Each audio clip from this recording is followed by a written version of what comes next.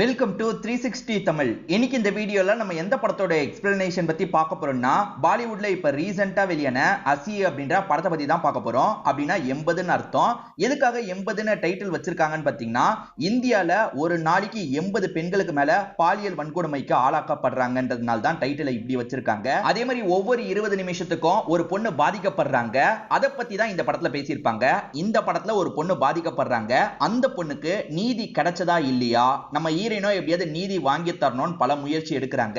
கடைசியில ஹீரோயின் நினைச்சதை செஞ்சாங்களா இல்லையான்னு சொல்றதுதான் இந்த படத்தோட மீதி கதை. கண்டிப்பா உங்க எல்லாருக்குமே இந்த படத்தோட கதை பிடிக்கும் நம்புறேன். எக்ஸ்பிளனேஷனுக்குள்ள போறதுக்கு முன்னாடி வீடியோக்கு ஒரு லைக் போடுங்க. இந்த எக்ஸ்பிளனேஷன் பிடிச்சிருந்ததுன்னா ஐப்ன்ற ஆப்ஷனை கிளிக் பண்ணி சப்போர்ட் பண்ணுங்க. மேற்கொண்டு பேசி டைம் வேஸ்ட் பண்ணாம நம்ம நேரடியா எக்ஸ்பிளனேஷனுக்குள்ள போயிடலாம். படத்தோட ஸ்டார்டிங் சீனே பாரிமான்ற ஒரு லேடியை காட்டுறாங்க. ரயில்வே ட்ராக் கிட்ட இவங்க விழுந்து கிடக்குறாங்க. அந்த வழியா வந்த ஒரு நபர் இவங்களை பாக்குறாரு. இவங்களுக்கு பாலியல் வன்கொடுமை நடந்திருக்கிறது அவருக்கு தெரியுது. இவருமே துணியெல்லாம் போட்டு மறைச்சு வேகமா இவங்களை தூக்கிட்டு வராரு. இப்ப நிறைய மக்கள் இருக்க பகுதிக்கு தூக்கிட்டு வந்துடுறாரு. மக்கள் எல்லாருமே பார்த்து பயங்கரமா ஷாக் ஆகுறாங்க. போலீஸ்க்கு தகவலை கொடுக்கணும், ஹாஸ்பிட்டலுக்கு தூக்கிட்டு போனோம் அப்படின்ற மாதிரிலாம் யோசிக்கிறாங்க. இங்கதான் அசின்னு படத்தோட டைட்டில போடுறாங்க. இப்ப ஸ்டார்டிங்ல இருந்து நடந்த விஷயத்தை நமக்கு காட்டுறாங்க. இப்ப காட்டுறவரோட பேரு கார்த்திக் அப்படின்றது. இவர் போற வர வண்டியெல்லாம் வித்தியாசமா பாக்குறாரு. ஏன் பாக்குறாருன்னு அப்புறமா உங்களுக்கு புரியும். இப்பதான் நமக்கு பாரிமாவை காட்டுறாங்க. பாரிமாவை பொறுத்த வரைக்கும் ஹஸ்பண்ட் இருக்காரு, அதே மாதிரி ஒரு பையன் இருக்கான். ரொம்ப அன்பான குடும்பம், சந்தோஷமான வாழ்க்கைன்ற மாதிரி தான் இருந்துட்டு இருக்காங்க. ஹஸ்பண்டை பொறுத்த வரைக்கும் ஒரு டிபார்ட்மெண்டல் ஸ்டோர்ல வேலை பார்த்துட்டு இருக்காரு. அதே மாதிரி பாரிமாவை பொறுத்த வரைக்கும் ஒரு ஸ்கூல்ல டீச்சரா வேலை பார்த்துட்டு இருக்காங்க. இவங்க தான் இவங்க ரெண்டு பேரோட பையனா இருப்பான். இந்த பையன் நிறைய சேட்டெல்லாம் செஞ்சுட்டு இருக்கான். இவனை ஸ்கூலுக்கு ரெடி பண்ணிட்டு இருக்காங்க. கார்த்திக்னு ஒருத்தர் வண்டியெல்லாம் பார்த்துட்டு இருந்தாரு பாத்தீங்களா, அவரை பொறுத்த வரைக்கும் இவங்க வீட்டுக்கு கொஞ்சம் தள்ளி தான் இருப்பாரு.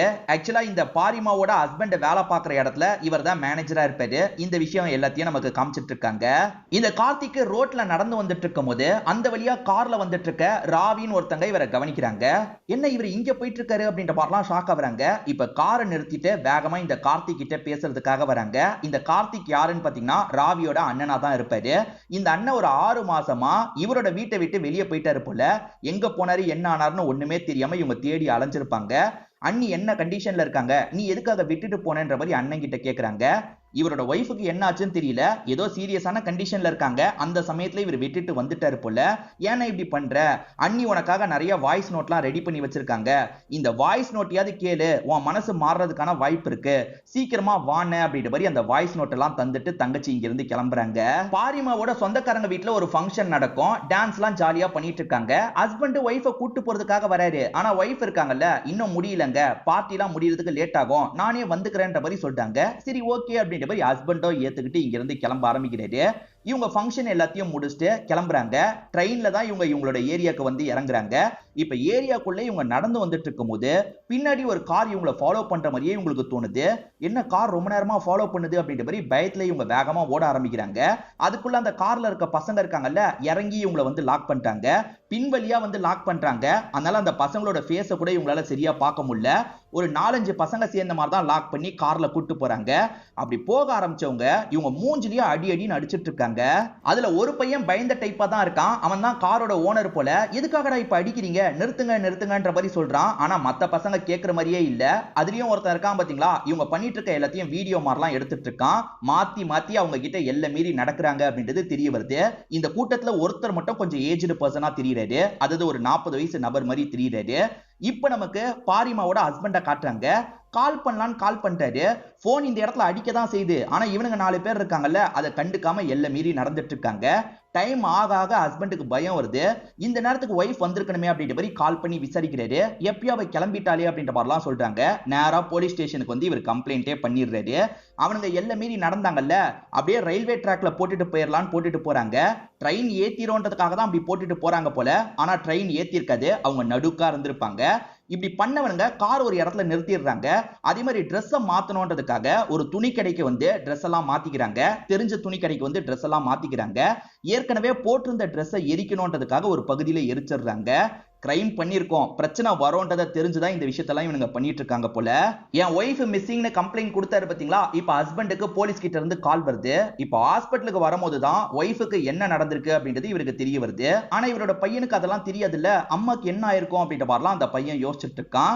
இப்ப உள்ள ஸ்டேட்மெண்ட் வாங்குறதுக்காக ஆளுங்க வந்துடுறாங்க. என்னமா நடந்தது தெளிவா சொல்லுங்கன்ற மாதிரிலாம் கேட்டுட்டு இருக்காங்க. இவங்களுமே கஷ்டப்பட்டு நடந்த விஷயத்த சொல்றாங்க. இந்த படம் ஸ்டார்ட் ஆகி 20 நிமிஷம் ஆகுது. இந்த சமயம் கூட ஒரு பாலியல் வன்கொடுமை நடந்திருக்குன்றபடி நமக்கு காட்டுறாங்க. இவங்க ஸ்டேட்மெண்ட்ல என்ன சொல்றாங்கன்னா, சில பசங்க தான் எல்லை மீறி நடந்தாங்க, இப்படிதான் நடந்தது அப்படின்றபடி நடந்த விஷயத்தெல்லாம் சொல்றாங்க. ஆக்சுவலா கார்த்திக்னா ஹஸ்பண்ட் கூட வேலை பார்க்கறவர் இருக்கார்ல, அவருமே இந்த இடத்துக்கு வந்துடுறாரு. அதே மாதிரி போலீஸுங்க அந்த ஸ்பாட்டுக்கு போகணும்னு நினைக்கிறாங்க. அதாவது அந்த பசங்க தூக்கி போட்டு போனாங்கல்ல, அந்த ஸ்பாட்டுக்கு வந்து ஏதாவது கிடைக்குமான்ற மாதிரி பார்த்துட்டு இருக்காங்க. இதை தாண்டி கடத்தப்பட்ட இடத்துக்கு வந்துடுறாங்க. அங்க ஏதாவது கிடைக்குமா அப்படின்ற மாதிரிலாம் பார்த்துட்டு இருக்காங்க. பையனுக்கு தெரியாம இந்த விஷயத்தை பார்த்துக்கணும்ன்ற மாதிரி அப்பா யோசிக்கிறாரு. பையனும் என்ன நடந்ததுன்னு கேட்டுக்கிட்டே இருக்கான். ஒரு சிசிடிவில அவனுங்க கார் மாட்டிரும். அந்த கார் மூலியமா அந்த கார் ஓனரோட பையனை கண்டுபிடிச்சிடுறாங்க. அந்த பையன் மூலியமா ஒவ்வொரு ஃப்ரெண்டா இவங்க ரீச் பண்ணிட்டு இருக்காங்க. ஏறக்குறைய ஏற்கனவே 3 பேரை லாக் பண்ணிருக்காங்க. இப்ப 4வது நபரை லாக் பண்றதுக்காக தான் வந்திருக்காங்க. நமக்கு யாருன்றது தெரியும்ல, உண்மையிலேயே அந்த சம்பவத்தை இவனுங்க தான் பண்ணிருப்பாங்க. இப்ப போலீஸுங்க கரெக்டா இந்த 4 பேரை லாக் பண்ணிடுறாங்க. கார் ஓனரா ஒரு பையனை காமிச்சாங்கல்ல, அவனோட அப்பா கொஞ்சம் வசதியானவரா இருப்பாரு. அதனால ஒரு பெரிய லாயரை பார்த்துறாரு. என் பையனை எப்படியாவது காப்பாத்துங்கன்ற மாதிரிலாம் சொல்றாரு. கவலைப்படாதீங்க, நான் பாத்துக்கிறேன்ற மாதிரி இந்த லாயர் சொல்றாரு. இந்த ஹஸ்பண்ட் ஒய்ஃபை பாக்குறதுக்காக வரும்போது இந்த பையனை பக்கத்து வீட்டு ஆன்ட்டி கிட்ட தான் விட்டுட்டு வருவாரு. அந்த ஆன்ட்டி நடந்த விஷயத்தை என்கிட்ட சொல்லிட்டாங்கன்ற மாதிரி இந்த பையன் சொல்றான். இவருமே பயங்கரமா ஷாக் ஆகுறாரு. ஐயோ, பையனுக்கு தெரியக்கூடாதுன்னு நினைச்சுமே, இப்ப தெரிஞ்சிருச்சு அப்படின்ற மாதிரிலாம் இந்த இடத்துல ஃபீல் பண்றாரு. ஹஸ்பண்ட் இல்லாத சமயம் கார்த்திக் தான் அந்த இடத்துல உட்கார்ந்துட்டு இருக்காரு. அவங்க கொஞ்சம் முடியாம இருக்காங்க, போய் பாருங்கன்ற மாதிரி நர்ஸ் லேடி சொல்றாங்க. இவருமே என்ன ஏதுன்னு பாக்குறதுக்காக அந்த இடத்துக்கு வந்துடுறாரு. ஹஸ்பண்ட் வராம கார்த்திக் தான் வந்திருக்கிறது அவங்களுக்கு தெரியுது. கார்த்திக் கிட்ட நடந்த விஷயத்தெல்லாம் சொல்லி பயங்கரமா ஃபீல் பண்றாங்க. அவங்க அப்படி ஃபீல் பண்றத பாக்குற கார்த்திக்கும் ரொம்ப ஃபீல் பண்ணிட்டு இருக்காரு. ஏன்னா இவரோட ஒய்ஃபுக்கும் ஏதோ நடந்திருக்குல்ல, அதை பத்திலாம் இவர் யோசிச்சுட்டு இருக்காரு. இவர் ஒய்ஃபுக்கு என்ன நடந்தது அப்படின்றது தெரியல. இவரோட ஒய்ஃப் வாய்ஸ் நோட்டை இப்பதான் இவர் கேட்கிறாரு. உங்க மேல எந்த தப்பும் இல்லங்க, நீங்க எவ்வளவு முடியுமோ ட்ரை பண்ணீங்க, முடியலன்னா நீங்க என்ன பண்ணுவீங்க? என் ஃபேஸ பாக்குறதுக்கு உங்களுக்கு கில்ட்டா இருக்குன்றது எனக்கு தெரியுங்க, திரும்பி வாங்கன்ற மாதிரி தான் ஒய்ஃப் ரெக்கார்ட் பண்ணி வச்சிருக்காங்க. ஆக்சுவலா என்ன தெரியுமா நடந்திருக்கும், இவரும் இவரோட ஒய்ஃபும் ரோட்டை கிராஸ் பண்ணிருப்பாங்க. இவர் கையை விட்டுட்டு கொஞ்சம் முன்னாடி போயிருப்பாரு. அந்த சமயம் குடிபோதையில வந்த ஒருத்தர் இருக்கான் பாத்தீங்களா, ஒய்ஃபை அடிச்சு தூக்கி இருப்பான்.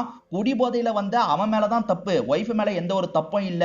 ஏன்னா சாதாரணமா தான் அவங்க ரோட்ல போயிருப்பாங்க, அவன் அடிச்சு தூக்கி இருப்பான். அவனுக்கு தண்டனை வாங்கி தரணும்ன்ற மாதிரி கார்த்திக் எவ்வளவோ ட்ரை பண்ணிருப்பாரு. ஆனா இவரால எதுவுமே பண்ண முடியாம இருந்திருக்கும். அந்த கில்ட்ல தான் இவர் கஷ்டப்படுறாரு அப்படின்றது நமக்கு தெரிய வருது. இதுக்காக ஒரு டாக்டர் கிட்ட தெரப்பி மாதிரிலாம் எடுத்துட்டு இருக்காரு. அந்த டாக்டரும் அந்த விஷயத்துல இருந்து வெளியே வான்ற மாதிரிலாம் சொல்லிட்டு இருக்காரு. இந்த கார்த்திக்கு ஒரு தங்கச்சி இருந்தாங்கல்ல, அவங்க லாயரா இருப்பாங்க. அண்ணியோட கேஸை ஹேண்டில் பண்ணிருப்பாங்க. ஆனா குற்றவாளிக்கு தண்டனை வாங்கி தர முடியாம இருந்திருக்கும். இந்த கேஸை நீ தான் ஹேண்டில் பண்ணும், இந்த கேஸ்ல பாரிமாக்காக நீ தான் ஆஜராகணும் அப்படின்ற மாதிரி சொல்றாரு. இவங்களும் சரின்ற மாதிரி ஏத்துக்கிறாங்க. இப்ப சம்பந்தப்பட்ட அந்த 4 பேரையும் கூட்டு வந்துடுறாங்க. கேஸும் நடக்க ஆரம்பிக்குது. அதாவது முதல்ல கேஸா எடுத்துக்கலாமான்ற மாதிரி ஒரு விஷயம் பண்ணுவாங்கல்ல, அதுதான் நடந்துட்டு இருக்கு. கண்டிப்பா இந்த கேஸை எடுத்துக்கணும், இவங்க 4 பேர் தான் எல்லை மீறி நடந்திருக்காங்க அப்படின்ற மாதிரிலாம் சொல்றாங்க. ஆனா ஆப்போசிட் லாயர் இருக்கார்ல, அந்த பசங்களுக்கு ஆதரவா பேசுற லாயர் இருக்கார்ல, அதெல்லாம் ரிப்போர்ட் வந்தாதான் சொல்ல முடியும், அதுக்குள்ள இவங்க தான் பண்ணாங்கன்னு சொல்லாதீங்க அப்படின்ற மாதிரிலாம் சொல்றாரு. இவங்க 2 பேர் பேசுறதையும் கேட்டுட்டு இருக்க ஜட்ஜ் இருக்காங்கல்ல, இந்த கேஸை நான் எடுத்துக்கிறேன் அப்படின்ற மாதிரி சொல்லிட்டாங்க. இப்ப படம் ஸ்டார்ட் ஆகி 40 நிமிஷம் ஆகுது. இந்த சமயமும் வேற ஒரு லேடி பாதிக்கப்பட்டிருக்காங்கன்ற மாதிரி நமக்கு காட்டுறாங்க. போலீஸ் டீம்ல ஷாகுல்னு ஒருத்தர் இருக்காரு. அவர் நேர்மையான ஆளா தான் இருக்காரு. அவர் தான் 4 பேரையும் வேக வேகமா பிடிச்சிருப்பாரு. அவர்கிட்ட பேசி சில உண்மையெல்லாம் இவங்க வாங்கிட்டு இருக்காங்க. அதே சமயம் பாதிக்கப்பட்ட பாரிமா கிட்ட பேசணும்னு யோசிக்கிறாங்க. இப்ப பாரிமாவை உட்கார வச்சு இவங்க பேசுறாங்க. அப்படி பேசிட்டு இருக்கும் போது அந்த 4 பேரை போலீஸுங்க புடிச்சிட்டாங்க. நான் தண்டனை வாங்கி தரேன்ற மாதிரிலாம் சொல்றாங்க. 4 பேரா, மொத்தம் 5 பேரு அப்படின்ற மாதிரி பாரிமா சொல்றாங்க. பாரிமா அன்னைக்கு மயக்கத்துல சொன்னாங்கல்ல, அது மூலியமா 4ன்னு நினைச்சு போலீஸ் 4 பேர் தான் பிடிச்சிருப்பாங்க. மொத்தம் 5 பேருன்ற மாதிரி பாரிமா சொல்றாங்க. இது 5 பேரா, சரி நான் பாத்துக்கிறேன் அப்படின்ற மாதிரி இவங்களுமே ஏத்துக்கிறாங்க. மொத்தம் 5 பேரு, இன்னொருத்தனை கண்டுபிடிங்கன்ற மாதிரி போலீஸ் கிட்ட சொல்லிடுறாங்க. இப்ப கோர்ட்டுக்கு இந்த கேஸ் வந்துருது. ஆக்சுவலா அந்த லாயர் என்ன சொல்றாருன்னா, ரிப்போர்ட் வந்துருச்சு மேடம், ரிப்போர்ட்ல இவங்க 4 பேருக்கும் அதுக்கும் சம்பந்தம் இல்லைன்ற மாதிரி தான் வந்திருக்கு, ஏன்னா சாம்பிள் மேட்ச் ஆகல அப்படின்ற மாதிரி சொல்லிட்டாரு. இப்ப என்ன சொல்ல போறீங்க அப்படின்ற மாதிரி ராவியை பார்த்து ஜட்ஜி கேக்குறாங்க. ராவி என்ன சொல்றாங்கன்னா, மேடம் அந்த சம்பந்தப்பட்டதுல ஒரு பையனோட அப்பா பெரிய ஆளு, அவர் இன்ஃப்ளூயன்ஸ பயன்படுத்தி சாம்பிளையே மாத்திருக்க கூட வாய்ப்பு இருக்குன்னு சொல்றாங்க. அந்த ஆப்போசிட் லாயர் பயங்கரமா கோவப்படுறாரு. என்ன இவங்க இப்படி பேசிட்டு இருக்காங்க, அந்த டாக்டர்ஸ் லஞ்சம் வாங்கிட்டதா சொல்றாங்களா, அப்பெல்லாம் அவங்க பண்ண மாட்டாங்கன்ற மாதிரி சொல்லிட்டு இருக்காரு. ராவி என்ன சொல்றாங்கன்னா, இன்னொரு வாட்டி டெஸ்ட் எடுக்கிறதுல என்ன ஆக போகுது, வேற ஒரு ஹாஸ்பிட்டல்ல டெஸ்ட் எடுக்கட்டும் அப்படின்ற மாதிரி சொல்லிட்டாங்க. ஜட்ஜுமே சரி இன்னொரு வாட்டி எடுங்கன்ற மாதிரி சொல்லிடுறாங்க. அது வரைக்கும் பெயில் தரக்கூடாதுன்ற மாதிரி ராவி சொல்றாங்க. அப்பெல்லாம் பண்ண முடியாது, நான் பெயில் தரேன்ற மாதிரி ஜட்ஜ் லேடியும் பெயில் தந்துடுறாங்க. இப்ப பாதிக்கப்பட்ட 4 பேருமே ரிலீஸ் ஆகுற மாதிரி போயிடுறாங்கல்ல, அதாவது பெயில்ல ரிலீஸ் ஆகுறாங்கல்ல. இத பாக்குற ஹஸ்பண்டுக்கு பயங்கர கோவம் வருது. இப்ப அப்பா இருக்காரு பாத்தீங்களா, பசங்களை வீட்டுக்கெல்லாம் கூட்டு வந்துட்டு இருக்காரு. வீட்டுக்கு வரும்போது தான் ஒரு விஷயம் தெரிய வருது, இவரோட பொண்ணுக்கான கல்யாண ஃபங்க்ஷன் நடந்துட்டு இருக்கு போல. இப்ப அம்மாவும் சொந்தக்காரங்களும் பார்ட்டி பண்ணிட்டு இருக்காங்க. அப்பா மட்டும் ரூம்குள்ள வந்துடுறாரு. அப்படி ரூம்குள்ள வந்தவர் இருக்காரு பாத்தீங்களா, வேகமா அவரோட கன் எடுக்கிறாரு. அந்த கன்னை வச்சு அவரே ஷூட் பண்ணிக்கலாம் நினைக்கிறாரு. பையன் தான் வேணான்ற மாதிரி தடுத்துட்டு இருக்கான். சவுண்ட் கேட்டு அம்மாவும் இந்த இடத்துக்கு வந்துடுறாங்க. ஏங்க இந்த முடிவை எடுக்கிறீங்கன்ற மாதிரி கேக்குறாங்க. உன் பையன் உண்மையாலே அந்த தப்பை பண்ணிருக்கான், அவனை காப்பாத்துறதுக்கு தான் நான் ட்ரை பண்ணிட்டு இருக்கேன். கார் தொலைஞ்சு போயிருச்சு அப்படி இப்படி நான் என்னென்னமோ ஏமாத்திட்டு இருக்கேன், மத்தபடி உண்மையிலேயே உன் பையன் பண்ணிருக்கான்ற மாதிரி சொல்லிட்டாரு. பையனுமே எதுவுமே பேசாம அமைதியா இருக்கான். பையன் பண்ணிருக்கான்றது அம்மாக்கும் தெரிஞ்சிருது. அம்மா இருந்தாலும் என்ன சொல்றாங்கன்னா, பையன் தெரியாம பண்ணிட்டாங்க, நம்ம பையனை நம்ம தானே காப்பாத்தி ஆகணும். அதே மாதிரி நமக்கு ஒரு பொண்ணு இருக்கா, பையன் தான் இந்த தப்ப பண்ணான்றது தெரிஞ்சதுன்னா அந்த கல்யாணம் கேன்சல் ஆயிடும், பொண்ணோட லைஃபும் பாதிக்கப்பட்டுரும். அதனால ஏதாவது பண்ணி பையனை காப்பாத்துங்க, பையன் இந்த கேஸுக்காக மாட்டவே கூடாதுன்ற மாதிரி சொல்றாங்க. அந்த சம்பவம் நடக்கும் போதே ஒருத்த மட்டும் வேணான்னு சொன்னான் பாத்தீங்களா, அவன் இவனா தான் இருப்பான். இப்பயும் ஃபீல் பண்ணிட்டு இருக்கான். இப்ப அப்படியே கட் பண்ணி பாரிமா வீட்டை நமக்கு காட்டுறாங்க. இப்ப வீட்டுக்கு கூட்டு வந்துடுறாங்கல்ல, அக்கம் பக்கத்தை சேர்ந்த எல்லாருமே ஆறுதல் சொல்றதுக்காக வீட்டுக்கு வந்து ஆறுதல்லாம் சொல்லிட்டு இருக்காங்க. நைட்டு நேரம் ஹஸ்பண்ட் இருக்காருல, பாரிமா மேல கைய போடுறாரு. ஆனா இவங்க சட்டுன்னு அன்ஈசியா ஃபீல் பண்றாங்க. சாரின்ற மாதிரி ஹஸ்பண்ட் சொல்லிட்டாரு. இவங்களுமே நடந்த விஷயத்தெல்லாம் யோசிச்சு பார்த்து ஃபீல் பண்றாங்க. நான் வேலைக்கு போனாதான் நல்லபடியா இருப்பேன், வேலைக்கு போக போறேன்னு சொல்றாங்க. 2 பேருமே வேலைக்காக பேசுறதுக்கு வந்துடுறாங்க. ஆனா அங்க இருக்க பிரின்சிபல் லேடி இருக்காங்கல்ல, இப்போதைக்கு வேணான்னு சொல்றாங்க. ஏன் மேடம் இப்படி சொல்றீங்க, எல்லாம் பெரிய பசங்க தான் புரிஞ்சுப்பாங்க அப்படின்ற மாதிரிலாம் இவங்க சொல்றாங்க. அதுக்கு இந்த பிரின்சிபல் மேடம் இருக்காங்க பாத்தீங்களா, சில பேப்பர் எல்லாம் எடுத்துட்டு வந்து இவங்க கிட்ட காட்டுறாங்க. அதாவது ஸ்கூல் பசங்க நிறைய குரூப் வச்சிருப்பாங்கல்ல, அந்த குரூப்ல ரொம்ப மோசமா சில விஷயங்களை பேசியிருப்பாங்க. பாதிக்கப்பட்ட இந்த பாரிமாவை கிண்டல் பண்ணியே நிறைய விஷயங்கள் பேசியிருப்பாங்க. இவங்க எதுக்கு நைட்டு நேரம் அந்த இடத்துக்கு போனாங்கன்ற மாதிரி தப்பா பேசியிருப்பாங்க. இதெல்லாம் நீ வந்ததுக்கு அப்புறம் உன் காது படவும் பேசுவாங்க, கண்டிப்பா உன்னால ஹேண்டில் பண்ண முடியாது. பசங்க நம்ம நினைக்கிற மாதிரி இல்லம்மா, ரொம்ப மோசமா இருக்காங்க, புரிஞ்சுக்கோ அப்படின்ற மாதிரி சொல்றாங்க. சரி ஓகேன்ற மாதிரி இவங்களுமே ஏத்துக்கிறாங்க. சம்பந்தப்பட்ட எல்லா பசங்களையும் ஒரு ரூம்ல நிக்க வச்சிருக்காங்க. வெளியில இருந்து பாரிமாவை பார்க்க சொல்றாங்க. பாரிமாக்கு உண்மையாலேயே யார் இந்த விஷயத்தை பண்ணான்றது தெளிவா தெரியாது. நம்மளுக்கு இவங்க தான்றது தெரியும், ஆனா பாரிமாக்கு சரியா தெரியாது. இவங்க மாதிரி தான் இருக்கு, ஆனா கன்ஃபார்மா என்னால சொல்ல முடியல, என் கண்ணுலயே அடிச்சிட்டாங்க, சரியா என்னால பார்க்க முடியல அப்படின்ற மாதிரிலாம் சொல்றாங்க. ஒன்னும் பிரச்சனை இல்ல, பாத்துக்கலாம் அப்படின்ற மாதிரி ராவியும் இங்க இருந்து கூட்டு போறாங்க. இப்ப படம் ஸ்டார்ட் ஆகி 60 நிமிஷம் ஆகுது. இப்ப கூட ஒரு பொண்ணு பாதிக்கப்பட்டிருக்காங்கன்னு நமக்கு காட்டுறாங்க. ராவியை பொறுத்த வரைக்கும் இன்னொரு இடத்துல டெஸ்ட் பண்ணணும்னு சொல்லியிருப்பாங்க. ஏன்னா அங்க இருக்க டாக்டர்ஸை இன்ஃப்ளூயன்ஸ் பண்ண முடியாதுன்றதுக்காக தான் அங்க செக் பண்ண சொல்லியிருப்பாங்க. அங்கேயும் ரிசல்ட் வந்துருது, அதுவும் மேட்ச் ஆகலன்ற மாதிரி தான் வந்திருக்கு. இப்ப என்ன சொல்றீங்க மேடம், கேஸ் முடிஞ்சிருச்சு அப்படின்ற மாதிரிலாம் சொல்லிட்டாரு. ஆனா கேஸ் இன்னும் நடக்கும், நீங்க வேற ஏதாவது எவிடன்ஸ் இருந்தா கொண்டு வாங்கன்ற மாதிரி ராவி கிட்ட சொல்லிடுறாங்க. இப்ப அண்ணன் விரக்தியா ராவி கிட்ட பேசுறது, என் ஒய்ஃபுக்கும் நீதி கிடைக்கல, பாரிமாக்கும் நீதி கிடைக்க போறது இல்ல, இந்த கோர்ட்டே இப்படிதான் அப்படின்ற மாதிரிலாம் புலம்பிட்டு இருக்காரு. ஒய்ஃபுக்கான நீதி கிடைக்கலன்ற மாதிரி ஹஸ்பண்டும் ஒரு பக்கம் ஃபீல் பண்ணிட்டு இருக்காரு. ஆனா பையனை இந்த விஷயத்துல இருந்து வெளியே கொண்டு வரணும்ல, ஜாலியா அவன் கூட விளையாடிட்டு இருக்காரு. பையனுமே எனக்கு கன்னு வாங்கி தாங்கப்பான்ற மாதிரி சொல்றான். சரிப்பா அப்படின்ற மாதிரி இவருமே ஏத்துக்கிறாரு. இப்ப அப்படியே கட் பண்ணி இந்த விஷயத்துல சம்பந்தப்பட்ட ஒரு பையனை காட்டுறாங்க. கார்ல ஏறி உட்காரும் போது யாரோ கன்னை காமிச்சு மிரட்டுறாங்க. மிரட்டின நபர் யாருன்றது நமக்கு தெரியல. பாரிமாவோ ஒரு இடத்துல இந்த பசங்க போட்டாங்க பாத்தீங்களா, அந்த இடத்துக்கு வர வச்சிடுறாரு. காரை விட்டு இறங்குன்ற மாதிரி இறங்க வைக்கிறாரு. அப்படி இறங்க வச்சவரு ஷூட் பண்ணி அவன் கதையை முடிச்சிடுறாரு. அதாவது இந்த தப்ப பண்ணவனை ஷூட் பண்ணியே சாவடிச்சிடுறாரு. மறுநாள் காலையில சம்பந்தப்பட்டதுல வேற ஒரு பையனோட தங்கச்சி இருக்காங்கல்ல, எந்திரி உன் ஃப்ரெண்டு கொல்லப்பட்டிருக்கான் அப்படின்ற மாதிரி சொல்லிட்டாங்க. ஃப்ரெண்டு கொல்லப்பட்டிருக்கானா, நீங்களாம் அந்த தப்ப பண்ணீங்களா, என் மேல சத்தியம் பண்ணு அப்படின்ற மாதிரி கேக்குறாங்க. இவன் எதுவுமே பேசாம இருக்கான். சோ இவன் தப்பு பண்ணிருக்கான் அப்படின்றது தங்கச்சிக்கு தெரியுது. எப்படா இப்படி ஒரு தப்பு பண்ணன்ற மாதிரிலாம் திட்டுறாங்க. ஏதோ தெரியாம பண்ணிட்டேன், என்ன மன்னிச்சிரு அப்படின்ற மாதிரிலாம் இவன் கேட்டுட்டு இருக்கான். சம்பந்தப்பட்டவங்கள ஒருத்தன் சாவடிச்சிருக்கான் பாத்தீங்களா, அவன் தான் உண்மையான ஹீரோன்ற மாதிரி எல்லாருமே எல்லாருமே பாராட்டி வீடியோ எல்லாம் போட ஆரம்பிச்சிடுறாங்க. அந்த நபருக்கு ஒரு பேரும் தந்துடுறாங்க. மத்த ஆளுங்களையும் இவன் சாவடிக்கணும், அப்பதான் நல்லா இருக்கும் அப்படின்ற மாதிரி சோசியல் மீடியா முழுக்க இவனை பத்தி தான் பேசிட்டு இருக்காங்க. இந்த 4 பசங்கள்ல ஒருத்தரோட அப்பா மட்டும் பெரிய ஆளுன்னு சொன்ன பாத்தீங்களா, அவர் ஸ்டேஷனுக்கு வந்துடுறாரு. என் பையனுக்கு ஏதாவது ஆயிட போகுது, என் பையனுக்கு பாதுகாப்பு நீங்க தான் தரணும்ன்ற மாதிரி சொல்றாரு. நாங்க பாத்துக்கிறோம்ன்ற மாதிரி போலீஸுங்களும் சொல்றாங்க.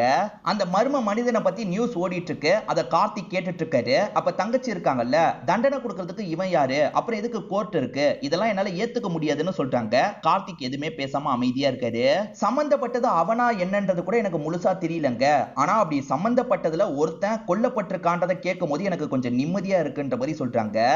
ராவி ஒரு போலீஸ் கூட சேர்ந்த மாதிரி செயல்படுறாங்க. சில எவிடன்ஸ் எல்லாம் கண்டுபிடிக்கிறாங்க. அந்த பசங்க அன்னைக்கு நாங்க 4 பேர் சேரவே இல்லைன்னு சொல்லியிருப்பாங்க. ஆனா இவங்க கிட்ட இருக்க எவிடன்ஸ்ல அந்த 4 பசங்களும் சேர்ந்து பேசின மாதிரிலாம் வீடியோ இருக்கு. இவங்க 4 பேருமே அன்னைக்கு கேதர் ஆயிருக்காங்க அப்படின்ற மாதிரிலாம் சொல்றாங்க. ஆனா அந்த எதிர்த்தரப்பு லாயர் இருக்கார்ல, அந்த பசங்க கேதர் ஆகி பேசிட்டு கொஞ்ச நேரத்திலேயே பிரிஞ்சுட்டாங்க அப்படின்ற மாதிரிலாம் சமாளிச்சிட்டு இருக்காரு. இந்த ராவியை பொறுத்த வரைக்கும் போலீஸ் கூட சேர்ந்த மாதிரி அந்த கடையே கண்டுபிடிச்சிடுறாங்க. அதாவது ஒரு பையனோட அப்பா ஃப்ரெண்டு கடையா தான் இருக்கும். அந்த கடையில தான் ட்ரெஸ் வாங்கி மாத்தி இருப்பாங்க. அவங்க போட்டிருந்த ட்ரெஸ்ஸை எரிச்சிருப்பாங்க. இந்த போலீஸ் கொஞ்சம் நேர்மையானவரா இருக்காரு. இவர் கூட சேர்ந்த மாதிரி இவங்க செயல்படுறாங்க. இந்த ராவி நிறைய விஷயங்களை நோண்டிட்டு இருக்காங்கல்ல, இதனால எதிர்த்தரப்பு லாயருக்கு பயம் வந்துருது. ராவி ஒரு டீல் பேசிக்கலாம், நீ அவரை பார்க்கிறதுக்காக வான்ற மாதிரி சொல்லிட்டாரு. 4 பசங்கள்ல ஒரு அப்பா பெரிய ஆளுன்னு சொன்னல, அவரை பார்க்கிறதுக்காக தான் வந்திருக்காங்க. என் பையன் இந்த தப்பு பண்ணது உண்மைதான், தயவு செஞ்சு இந்த கேஸை நீ விட்டுரு, என் பையனை எப்படியாவது நான் காப்பாற்றணும் அப்படின்ற மாதிரிலாம் பேசிட்டு இருக்காரு. இப்படி பேசிட்டு இருக்கும்போது இவங்க இருக்காங்கல்ல, 5ஆவதா இதுல ஒருத்தன் சம்பந்தப்பட்டிருக்கான், அவனோட பேரை சொல்லிட்டீங்கன்னா நான் ஓரளவுக்கு விடுறதுக்கு ட்ரை பண்றேன்ற மாதிரி சொல்லிட்டாங்க. 5ஆவது ஆளோட பேரை சொல்லிடுறா அப்படின்ற மாதிரி பையன் கிட்ட சொல்லிட்டாரு. பையனுமே சன்னின்னு ஒருத்தன் சம்பந்தப்பட்டான், அந்த சன்னி எங்க டீமே இல்ல, அவனை ஜிம் மூலியமா தான் எங்களுக்கு பழக்கம்ன்ற மாதிரி இவன் டீட்டெயிலாம் சொல்றான். கிளப்ல போய் அவனை பார்க்கலான்ற மாதிரி இந்த பையன் இங்க இருந்து கிளம்பலாம் ஆரம்பிக்கிறான். இவன் கிளப்புக்கு போயிட்டு இருக்கும் போது மர்ம நபர் இருக்காரு பாத்தீங்களா, சட்டுன்னு நடுவுல வந்து இவன் கதையை முடிச்சுட்டு போயிடுறாரு. இவன் உயிருக்கு போராடிட்டு இருக்கான், ஒரு ஸ்டேஜ்ல இறந்து போயிடுறான். ஆனா சன்னி யாருன்றதை நம்ம கண்டுபிடிக்கணும்ன்ற மாதிரி ராவி யோசிக்கிறாங்க. அப்ப அண்ணனுக்கு ட்ரீட்மெண்ட் கொடுக்குற டாக்டர் இருக்கார்ல, உன் அண்ணனோட பேச்சே சரியில்லை, நடக்கிற கொலைக்கெல்லாம் உன் அண்ணன் தான் காரணம் நினைக்கிறேன்ற மாதிரி சொல்லிட்டு இங்க இருந்து கிளம்பிடுறாரு. 4 பேரை தாண்டி சன்னின்னு ஒருத்தர் சம்பந்தப்பட்டிருக்காரு. அவர் தான் மிடில் ஏஜ்டு பர்சனா இருப்பாரு. 40 வயசுல ஒருத்தர் சம்பந்தப்பட்டிருக்கிறதா சொன்ன பாத்தீங்களா, அவர் இவரா தான் இருப்பாரு. அவரை போலீஸுங்க வந்து லாக் பண்ணி இங்க இருந்து கூட்டு போறாங்க. இதே சமயம் ராவி இருக்காங்கல்ல, அண்ணன் கார்த்திக் கிட்ட பேசுறதுக்காக வந்துடுறாங்க. நீ தான் இந்த விஷயத்தை பண்ணிட்டு இருக்கியான்ற மாதிரி கேக்குறாங்க. இவர் எதுவுமே சொல்லாம இருக்காரு. எதுவுமே சொல்லாம இருக்கனா நீ தான் இப்ப பண்ணிட்டு இருக்க, முட்டாள் மாதிரி பண்ணாத, இந்த மாதிரிலாம் பண்ணக்கூடாது அப்படின்ற மாதிரிலாம் திட்டிட்டு இருக்காங்க. அண்ணன் எதுவுமே பேச மாட்டாரு. இங்க இருந்து கிளம்பு அப்படின்ற மாதிரி கதவை திறந்து வச்சிடுறாரு. இவங்களுமே முறைச்சு பார்த்துட்டு இங்க இருந்து கிளம்புறாங்க. சன்னிய போலீஸ் தூக்கிட்டு போயிட்டாங்க. சன்னியோட ஒய்ஃப் கிட்ட பேசி ஏதாவது ஹெல்ப் வாங்கணும்ன்ற மாதிரி இவங்க யோசிக்கிறாங்க. இப்ப சன்னியோட ஒய்ஃபை பார்த்து பேசுறதுக்காக வந்துடுறாங்க. ஒய்ஃப் கிட்ட பேசிட்டு இருக்கும் போது பொண்ணு எட்டி எட்டி பார்த்துட்டு இருக்கா. இங்க வான்ற மாதிரி பொண்ணை கூப்பிடுறாங்க. பொண்ணுக்கு ஒரு 15 வயசு இருக்கும் போல. பொண்ணு கிட்ட ஏதாவது பேசி தெரிஞ்சுக்கலான்ற மாதிரி இவங்க பேச்சு கொடுக்குறாங்க. பொண்ணு அன்னைக்கு நைட்டு பார்த்த விஷயத்தெல்லாம் சொல்லிட்டு இருக்கா. ஒரு நேர்மையான போலீஸ் இருக்காருன்ற மாதிரி காமிச்சாங்கல்ல, அந்த நேர்மையான போலீஸ் தான் சன்னியை கூட்டு போயிட்டு இருக்காரு. சன்னி பேசி அவரை கரெக்ட் பண்றதுக்கு ட்ரை பண்றான். ஏதாவது பார்த்து பண்றேன் சார், ஆம்பளைங்களுக்கு இந்த வீக்னஸ் இருக்கிறது உங்களுக்கு தெரியும்ல, ப்ளீஸ் சார் ஹெல்ப் பண்ணுங்க அப்படின்ற மாதிரிலாம் பேசிட்டு இருக்கான். ஆனா ஸ்டேஷனுக்கு கூட்டு வந்தவரு லேடி கான்ஸ்டபிள்ஸ் அடிக்க சொல்லிட்டாரு. ஏன்னா இவன் சாட்சியா மாறிட்டானா அந்த 4 பசங்களை லாக் பண்ணிடலாம்ல, அதுக்காக தான் இவனை போட்டு பயங்கரமா அடிச்சிட்டு இருக்காங்க. இப்படி அடிச்சிட்டு இருக்கிறது இவரோட சீனியருக்கு தெரிஞ்சிருது. இப்ப சீனியர் இந்த இடத்துக்கு வந்துடுறாரு. நீ எதுக்காக தேவையில்லாம இந்த விஷயத்தெல்லாம் பண்ணிட்டு இருக்க, இதை ஸ்டாப் பண்ணு அப்படின்ற மாதிரிலாம் சொல்லிட்டாரு. ஏன்னா சீனியர்ஸே அந்த பசங்களை காப்பாற்றணும்னு நினைக்கிறாங்க. ஆனா இதெல்லாம் கவனிக்கிற இவருக்கு கடுப்பா இருக்கு. ஒரு நாள்ல மட்டும் 80 பெண்களுக்கு மேல பாதிக்கப்படுறாங்கல்ல, இதை பத்திலாம் ராவி வந்து பாரிமா கிட்ட சொல்றாங்க. சரி, பாதிக்கப்படுறதுல எத்தனை பெண்களுக்கு நீதி கிடைக்குது அப்படின்ற மாதிரி இவங்க ராவி கிட்ட கேக்குறாங்க. ராவியால அதுக்கு பதில் சொல்ல முடியல. ஏன்னா 100ல ஒருத்தருக்கு மட்டும்தான் நீதியே கிடைக்குது. இது வரைக்கும் பாரிமா கோர்ட்டுக்கு வந்திருக்கவே மாட்டாங்க. ஏன்னா இது ரொம்ப சீரியஸான கேஸ் இல்ல, அவங்கள கோர்ட்டுக்கு கூப்பிட்டுருக்கவே மாட்டாங்க. இப்பதான் கோர்ட்டுக்கு வர வச்சிருக்காங்க. அதுவும் இவங்க ஃபேஸ் எல்லாம் காட்டணும்ன்ற அவசியம் இல்ல, மறைச்சுக்கலாம் அப்படின்ற மாதிரி மறைக்க வச்சுதான் பேசவே விடுறாங்க. இந்த எதிர்த்தரப்பு லாயரு இவரோட ஆளுங்களை காப்பாத்துறதுக்காக இந்த பாரிமாவை லாக் பண்ற மாதிரி நிறைய கேள்வி கேட்கிறாரு. அது என்னன்னா, அவ்வளவு நைட் வரைக்கும் நீங்க எதுக்காக பார்ட்டி பண்ணீங்க, நீங்க கொஞ்சம் குடிபோதையில இருந்தீங்களா அப்படின்ற மாதிரிலாம் கேட்டுட்டு இருக்காரு. இவங்க சைடு திருப்பி விட்டுலான்றதுக்காக இந்த மாதிரி கேள்வி கேட்கிறாரு. இவர் கேட்கிற எல்லா கேள்விக்கும் ஆனஸ்டா பதில் சொல்லிட்டாங்க. எந்த அளவுக்கு ஆனஸ்டா பதில் சொல்றாங்கன்னா, இந்த 4 பசங்க தான் இந்த விஷயத்த பண்ணாங்கன்னு கூட சொல்ல மாட்டாங்க. எனக்கு கன்ஃபார்மா தெரியல, நான் கவனிக்கல, ஆதாரத்தை வச்சு நீங்க தான் முடிவு எடுக்கணும் அப்படின்ற மாதிரிலாம் சொல்லிட்டு இருக்காங்க. இருந்தாலுமே இந்த லாயர் இருக்காரு பாத்தீங்களா, இவங்களை அசிங்கப்படுத்துற மாதிரி நிறைய கேள்வி கேட்கிறாரு. ஒரு ஸ்டேஜ்ல இவங்க கிவ் அப் பண்ணிடணும்ன்றதுக்காக இந்த மாதிரி கேள்வி எல்லாம் கேட்கிறாரு. ஜட்ஜும் நீங்க பார்த்து பேசுங்கன்னு சொல்றாங்க. ஆனா இவரை ட்ரிகர் பண்ற மாதிரி நிறைய பேசிக்கிட்டே இருக்காரு. ஒரு ஸ்டேஜ்ல பாரிமா இருக்காங்கல்ல, ஃபேஸ்ல மறைச்சிருந்ததை ஓபன் பண்ணிடுறாங்க. ஆமா சார், எல்லா தப்பும் என் மேலதான். ஏன்னா எப்பவுமே பெண்கள் மேலதான் தப்பு. இந்த மாதிரி அசிங்கத்தை பண்றவனுங்க மேல தப்பு இல்ல. அவங்க எல்லாம் சுதந்திரமா நடமாடலாம். ஆனா பெண்கள் தான் நைட்டு சுதந்திரமா நடமாடக்கூடாது. நீங்க அப்படிதானே சொல்றீங்கன்ற மாதிரிலாம் கேக்குறாங்க. இவரால எதுவுமே பேச முடியல. இப்ப ஜட்ஜ் என்ன சொல்றாங்கன்னா, சாம்பிள் மேட்ச் ஆகல, அதே மாதிரி நீங்க பார்த்திருந்தா கூட பரவாயில்ல, நீங்க சாட்சி சொன்னதை கூட வேலிடா எடுத்துக்கலாம். ஆனா நீங்களும் சரியா பார்க்கலன்னு சொல்றீங்க, அப்புறம் என்ன பண்ண முடியும் அப்படின்ற மாதிரிலாம் கேக்குறாங்க. அதுக்கு பாரிமா கிட்ட எந்த ஒரு பதிலும் இல்ல. படம் ஆரம்பிச்சு 80 நிமிஷம் ஆகுதுல, இப்போ ஒரு பெண்ணு பாதிக்கப்பட்டிருக்காங்கன்னு நமக்கு காட்டுறாங்க. இப்ப அடுத்த இயரிங்க்கு இந்த ராவி வந்துட்டு இருக்கும் போது யாரோ ஒருத்தர் என்ன பண்றாருன்னா, மேல இங்கெல்லாம் அடிச்சிடுறாரு. அந்த 4 பசங்களுக்கு வேண்டியவர் இப்படி இங்க அடிச்சிடுறாரு. அதை பத்திலாம் இவங்க கவலைப்பட மாட்டாங்க. கோர்ட்டுக்குள்ள வந்துடுறாங்க. நீங்க கிளீன் பண்ணிக்கிறதுக்கு டைம் வேணா எடுத்துக்கோங்க அப்படின்ற மாதிரி ஜட்ஜ் லேடி சொல்றாங்க. பரவாயில்ல அப்படின்ற மாதிரி ராவியும் சேகரிச்ச தகவல் எல்லாத்தையும் சொல்லிட்டு இருக்காங்க. அதாவது அந்த பசங்க எல்லாருமே அந்த சமயம் ஒரு துணி கடைக்கு சேர்ந்து வந்திருப்பாங்க, துணியை மாத்தி இருப்பாங்க. இந்த தகவல் எல்லாத்தையும் இவங்க சேகரிச்சிருக்காங்க போல. அங்க ஒரு சிசிடிவியும் கிடைச்சிருக்கு. அந்த சிசிடிவியை காட்டுறாங்க. இதை தாண்டி ஒரு பையனோட அப்பா இருக்காரு பாத்தீங்களா, நிறைய பேர்கிட்ட பேசியிருப்பாரு. என் பையனை காப்பாத்துற மாதிரி நீங்க ஸ்டேட்மெண்ட் தாங்கன்ற மாதிரி எல்லார்கிட்டயும் பேசியிருப்பாரு.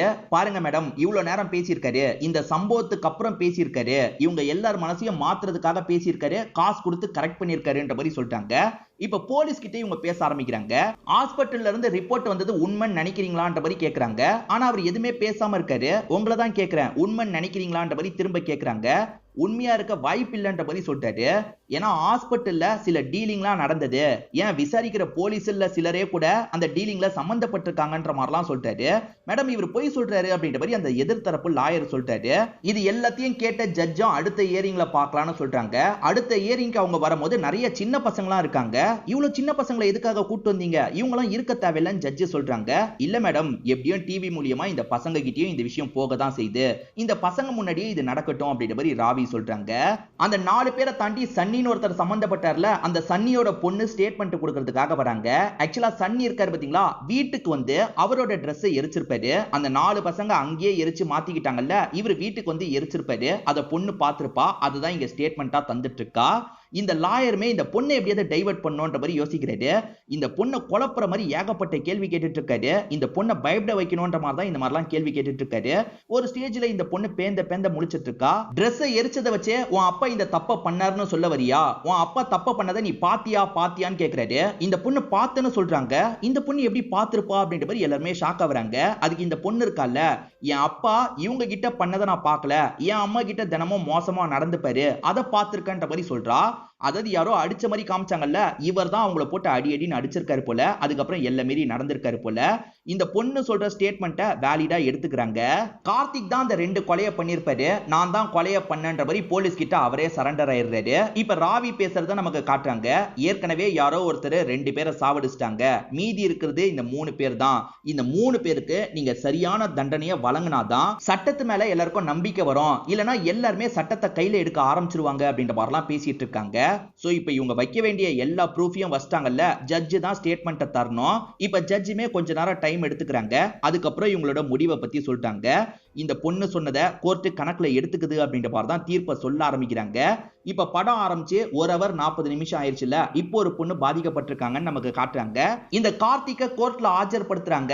இவர் 2 கொலை பண்ணன்னு ஒத்துக்கிறாருல, இவரை வந்து கஸ்டடியில எடுத்து விசாரணை பண்ணும் அப்படின்ற மாதிரி வேற ஒரு ஜட்ஜ் சொல்றாரு. இப்ப இந்த ஜட்ஜ் லேடி சொல்றதை நமக்கு காட்டுறாங்க. இந்த 3 பேருமே குற்றம் பண்ணிருக்காங்கன்ற மாதிரி தான் ப்ரூவ் ஆகுது. இந்த 3 பேருக்குமே இந்த தண்டனை வழங்கப்படுது அப்படின்ற மாதிரி சொல்றாங்க. நீதி கிடைச்சிருச்சு அப்படின்ற மாதிரி எல்லாருமே இந்த இடத்துல நிம்மதியாகிறாங்க. கார்த்திகை கஸ்டடியில எடுத்து கூட்டு போறாங்கல்ல, அப்ப ராவி இதை கவனிக்கிறாங்க. அண்ணன் சரண்டர் ஆயிட்டாரு போல அப்படின்ற மாதிரி யோசிக்கிறாங்க. இப்ப கூட்டிட்டு போயிட்டு இருக்கும் போது சம்பந்தப்பட்ட ஒரு பையனோட அப்பா இருக்காருல, கன்னோட வந்து இந்த கார்த்திகை இஷ்டத்துக்கு ஷூட் பண்றாரு. கழுத்துல புல்லட் பட்டு அவர் கீழே விழுந்துடுறாரு. இப்ப தங்கச்சியும் பக்கத்துல ஓடி என்னாச்சு ஏதாச்சுன்னு பாக்குறாங்க. இந்த கார்த்திகை 2ஆவது ஒரு பையனை சாவடிச்சார்ல, அந்த பையனோட அப்பா தான் கோவத்துல இப்படி பண்ணிருக்காரு. இப்ப கார்த்திக்கு உயிருக்கு போராடிட்டு இருக்காருல, எல்லாருமே பக்கத்துல வந்து என்னாச்சு ஏதாச்சுன்னு பாக்குறாங்க. இப்ப உடனே இந்த இடத்துக்கு ஆம்புலன்ஸ் எல்லாம் வர வச்சு வேகமா இங்க இருந்து இவரை கூட்டு போறாங்க. இவருக்கு என்ன ஆகுது அப்படின்றத நமக்கு காட்டாமையே இந்த சீனை கட் பண்ணிடுறாங்க. அப்படியே சில மாசங்கள் ஓடிடுது. இப்ப இந்த பாரிமா இருக்காங்கல்ல, கம்ப்ளீட்டா அதுல இருந்து வெளியே வந்துடுறாங்க போல. பையன் முன்னாடி நடந்து போயிட்டு இருக்கான். இவங்க ஹஸ்பண்ட் கூட பேசி சிரிச்சுக்கிட்டே நடந்து வந்துட்டு இருக்காங்க. இப்ப ஹஸ்பண்டை விட்டுட்டு இவங்களோட வேலைக்கு இவங்க கிளம்புறாங்க. அதாவது அதுல இருந்து இவங்க வெளியே வந்துட்டாங்கன்ற மாதிரி காமிச்சு நமக்கு படத்தோட கதையை முடிக்கிறாங்க. கண்டிப்பா இந்த படத்தோட கதை உங்க எல்லாருக்குமே பிடிச்சிருக்கும்னு நம்புறேன். இந்த வீடியோ உங்களுக்கு பிடிச்சிருந்ததுன்னா லைக் பண்ணுங்க, கமெண்ட் பண்ணுங்க, மறக்காம 360 தமிழ் சேனலை சப்ஸ்கிரைப் பண்ணுங்க. தொடர்ச்சியா இந்த மாதிரி வீடியோக்கள் வந்துகிட்டே தான் இருக்கும்.